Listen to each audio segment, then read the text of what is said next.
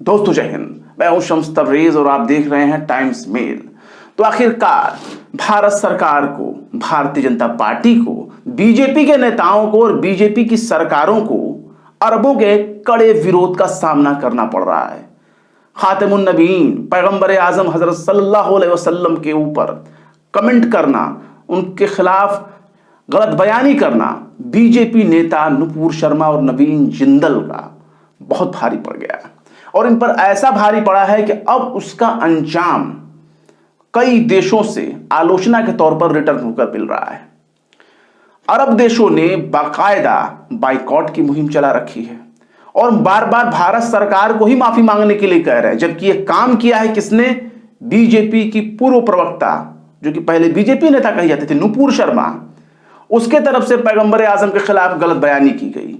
IT cell का गोबर ज्ञान उसने टेलीविजन डिबेट पर लाइव आकर के उसने उकेर दिया और उसने ये नहीं सोचा कि इसका असर कहां तक जाएगा। उसकी अंधभक्ति, उसकी गोबर भक्ति, उसका मूर्खता का असर कहां तक जाएगा, इसका अंदाजा आप समझ सकते हैं। अब हालत ये हो गई है कि बीजेपी थर थर थर थर कांप रही है। अरबों के विरोध का सामना इस तरह से करना पड़ जाएगा, ये बात तो हमारे प्रधानमंत्री मोदी ने भी सपने में नहीं सोचा होगा और भारतीय जनता पार्टी ने तो कभी भी नहीं सोचा होगा। आरएसएस, वीएचपी, बजरंग दल, हिंदू सेना और भी तमाम तरह के जो भी नाम नेहाद तथाकथित सेना के नाम से बने हुए हैं संगठन हैं, इन लोगों की हवा एकदम टाइट है। अब इन्हें समझ में नहीं आ रहा है कि ये रातों रात अपने आप को विश्वगुरु कहते कहते चुप कैसे हो गए। अब इनके तरफ से कोई भी गलत बयानी नहीं आ रही है। अब हालत यह हो गई है कि बीजेपी के एक नेता को उत्तर प्रदेश में गिरफ्तार कर लिया गया। यानी आप सोच लीजिए, एक बीजेपी का नेता जिसकी वजह से पूरी दुनिया में हंगामा मचा हुआ है, और दूसरा एक युवा नेता कमेंट करता है, एक गलत पोस्ट करता है, नबी के खिलाफ वो जहर उगलता है। उसके बाद खुद उत्तर प्रदेश की पुलिस ने सक्रियता दिखाई है और बहुत ही तेजी के साथ दिखाई है और उसे गिरफ्तार कर लिया गया। यह खबर हम आपको बता देते हैं। यह खबर है, आज तक ने लिखा है, कानपुर में बीजेपी नेता गिरफ्तार, पैगंबर मोहम्मद पर विवादित पोस्ट करने का आरोप। तो इन्हें गिरफ्तार कर लिया गया। क्यों? इससे पहले क्यों नहीं गिरफ्तार कर रहे थे? तमाम तरह के नेता बयान दे रहे थे। तो उसके पीछे एक वजह थी। उसके पीछे एक वजह यह थी कि सैया भाई कोतवाल तो डर काहे का। इससे पहले एक पैटर्न चला करता था, कुछ भी बोलो, भारत के मुसलमान अगर कुछ किसी चीज का विरोध करेंगे तो उन पर पत्थरबाजी का आरोप लगेगा और पत्थरबाजी का आरोप लगाकर उनके घरों पर बुलडोजर चला दिया जाएगा। यानी कि उनको शांत करने का तरीका बस एक ही था, बुलडोजर। लेकिन जब मामला इससे हद से आगे बढ़ा, तजावुज कर गया, यह पूरा मामला सहनशीलता की सीमा पार कर गई, तब क्या होता है? तब पैगंबर आजम के खिलाफ गलत बयानी होती है और गलत बयानी ही यह है तजावुज करना, यानी अपनी हद पार कर जाना, और जिसके बाद पूरी दुनिया से विरोध का लहर दिखाई दे रहा है। कतर ने, ओमान ने, सऊदी अरेबिया ने, ईरान ने, इराक ने, लीबिया ने, मालदीव ने, तमाम जो मुस्लिम देश हैं वो इस तरह के बयानों की आलोचना कर रहे हैं। इवन यूएन ने भी इनको इस चीज को जो है क्रिटिसाइज किया है। अभी यूएन को तो आप मुस्लिम देश कह नहीं सकते, उसमें तो भारत भी है और तमाम तरह के देश भी हैं, कोई एक देश तो उसमें है नहीं। तो अब सवाल यह है कि आखिर इतनी जल्दी पुलिस जागी कैसे, और सरकार को, सत्ता पक्ष के सियासी, अपनी ही सियासी पार्टी जिसकी सरकार है उत्तर प्रदेश में, उसको नेता को गिरफ्तार क्यों करना पड़ा? कि पुलिस इतनी जल्दी सक्रिय कैसे हो गई? तो उसका जवाब यही है कि भारतीय जनता पार्टी की सरकारें अब बैकफुट पर आ गई हैं। अब वो अपने आप को सेक्युलर दिखाने की कोशिश कर रही हैं कि मतलब एक खत जारी करके नुपुर शर्मा के बयानों का खंडन तो कर दिया भारत सरकार ने, बीजेपी ने भी खंडन कर दिया और यह भी दिखाया कि भाई हमारी हजारों साल पुरानी परंपरा रही है, तमाम धर्मों का सम्मान करते हैं, तमाम जो लोग हैं सबको उनके अपनी आस्था का सम्मान करते हैं, उनको छूट देते हैं कि आप अपने अपने धर्मों का पालन करें। ये वो मतलब ऐसा लेटर जारी किया था उस समय जब कतर ने विरोध किया था और राजदूत को तलब किया था, भारतीय एम्बेसडर को, तो ऐसा पत्र सामने आया लगा कि किसी कांग्रेस के दफ्तर में बैठ करके उसे तैयार किया गया हो। लग ही नहीं रहा था कि वो पत्र किसी बीजेपी ने जारी किया होगा। लेकिन ये सच्चाई है, भारत की छवि जो बनी है वो हिंदूवादी छवि नहीं है पूरी दुनिया में। हम कट्टर हिंदू हैं, कट्टर सनातनी, ऐसी नहीं है। भारत को आज भी जो इज्जत मिलती है सिर्फ इस वजह से कि भारत में अनेकता में एकता है। उनमें अलग अलग धर्म है, जाति है, रंग है, भाषा है, बोली है, अलग अलग क्षेत्र हैं, फिर भी उनमें एकता पाई जाती है भारतीयता के नाते। अब ये जो एक दशक के अंदर से जो शुरू होने लगा, 7-8 सालों से जो ट्रेंड चलने लगा कि बस मुसलमानों को गाली दो, ईसाइयों को गाली दो, सिखों को गाली दो, सबसे ज्यादा तो ईसाई और मुसलमान आपको टारगेटेड मिलेंगे। किसान आंदोलन के दौरान आपने देखा ही कि कैसे सिखों को खालिस्तानी कहा जाता था, आतंकवादी कहा जाता था। एक बूढ़ी औरत चली गई तो उसको टुकड़े टुकड़े गैंग कहने लगे थे, अपमानित करने लगे थे। तो ये सब क्या चल रहा है? ये सब इस्लामोफोबिया है। इस्लामोफोबिया का मतलब एक प्रोपेगेंडा करना और मुसलमानों और उनके धर्म के खिलाफ जो है अलग से बयान जारी करना, अलग से उन पे जो नफरत और भड़काऊ बयान जारी करना, ये सब इस्लामोफोबिया का अंग है। और इस्लामोफोबिया का ही ये नतीजा है कि नुपुर शर्मा इतनी मनबड़ हो गई थी और नुपुर शर्मा जो है इतनी बड़बोल हो गई थी और टीवी डिबेट पर आकर के इस तरह के वाहियात बयान जारी कर रही थी। अब पुलिस की भी भाषा सुनिए, पुलिस क्या कर रही है और आज तक ने क्या कहा है इस नेता के बारे में, उसको भी जरा देखिएगा।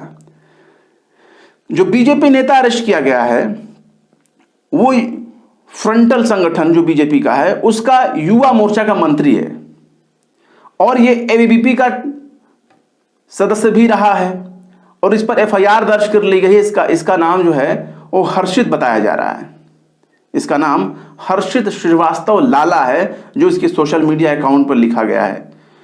और कानपुर की पुलिस ने इस मामले में बाकायदा बयान जारी किया है। कानपुर पुलिस कमिश्नर विजय सिंह मीणा ने बताया कि हर्षित ने पोस्ट के जरिए गलत कमेंट किया, टिप्पणी की, इसलिए उसको गिरफ्तार किया गया है। आगे कहा है कि किसी को सामाजिक सद्भाव बिगाड़ने की छूट नहीं मिलेगी, ऐसे मामलों में तत्काल कार्रवाई की जाएगी।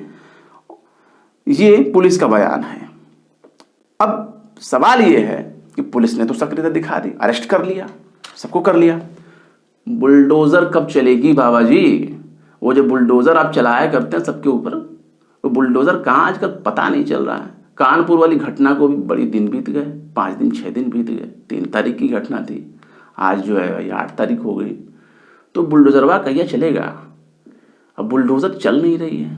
बुलडोजर बड़ा शांत है, वरना बयान जारी करके कहा गया था कि पत्थरबाजी में जो लोग पकड़े जाएंगे, जो शामिल हैं पत्थरबाजी करने वाले, उनके घरों पर बुलडोजर चलाया जाएगा। पोस्टर भी जारी कर दिया गया और पोस्टर से यह भी अंदाजा लग गया कि किस तरीके से एक तरफा कार्रवाई की गई है। यानी धर्म देखकर, कपड़े देखकर, चेहरे देखकर, लिबास देखकर कार्रवाई करना, यह कौन सा लोकतंत्र है भाई? क्या उस जगह पर केवल एक ही पक्ष पत्थरबाजी कर रहा था? हम मानते हैं जब कहीं सब माहौल बिगड़ता है तो कोई एक पक्ष जिम्मेदार नहीं होता, और ताली दोनों हाथों से बजती है, एक हाथ से नहीं बजती है। दूसरा पक्ष कहां गया? दूसरे पक्ष को भी आप अरेस्ट करिए, कोई तो होगा। पुलिस तो साथ साथ घूम रही थी, पुलिस तो आसानी से बता देती कि दूसरा पक्ष कौन है, कहां रहता है, किस जगह रहता है, वो इस समय क्या कर रहा होगा, पता चल जाता आपको। अब बुलडोजर चलाने वाली बात थी, लेकिन जब से ये मामला सामने आया नुपुर शर्मा वाला, तब से तो हर तरफ से भरभंड हो चुका है, हर तरफ से किरकिरी हो रही है। अब बीजेपी का नेता पैगंबर इस्लाम के खिलाफ बोल करके कैसे नहीं बच सकता था भाई? और किसकी इतनी हिम्मत थी जो उसे गिरफ्तार करे? लेकिन गिरफ्तार कर लिया गया, और गिरफ्तार करने के बाद पुलिस कह भी रही है कि सद्भावना बिगाड़ने वाले शख्स को नहीं बख्शा जाएगा, हम बर्दाश्त नहीं करेंगे, उनको नहीं छोड़ा जाएगा। और यही बेस्ट पुलिसिंग है। बेस्ट पुलिसिंग जिसे बोलते हैं वो यही है कि अगर पुलिस खुलकर के अपना काम करे बिना राजनीतिक दबाव के, तो कहीं कोई मामला खराब नहीं होगा। काश हमारे देश की सरकार अगर अपने भारत के मुसलमानों की बात मान करके नुपुर शर्मा के खिलाफ एक्शन ले ली होती। अभी भी वो घूम रही है, लेकिन अगर उनके खिलाफ एक्शन ले लिया होता तो विदेशों से अंतर्राष्ट्रीय स्तर पर इतनी किरकिरी ना हो रही होती। जो हमारे विदेशी संबंध है विदेशों से, बड़े मेहनत के बाद हमारे मोदी ने पूरी दुनिया घूम घूम कर बनाए हैं। मतलब एक मकान बनाने में कितना वक्त लग जाता है, बरसों लग जाते हैं एक सपने का घरौंदा बनाने में, और बिखरने में एक पल भी नहीं लगता। विदेशों से जो व्यवहार बनाए गए थे भारत में, उससे बिखरने में कितना देर लगा? चंद घंटे, चंद मिनट या चंद दिन। अगर सरकार वक्त रहते नुपुर शर्मा के खिलाफ कार्रवाई की होती या बीजेपी के अपने तमाम लंपट नेताओं की जबान को अगर लगाम दी होती, तो शायद आज ये हालत न बीजेपी को देखना पड़ता और न पूरे भारत को देखना पड़ता। शर्मिंदगी सिर्फ मोदी जी के लिए नहीं है, ये बीजेपी के लिए भी है और उतना ही पूरे देश के हर एक शख्स के लिए है। फिलहाल क्या कहेंगे आप इस खबर के बारे में कमेंट बॉक्स में जरूर बताएं।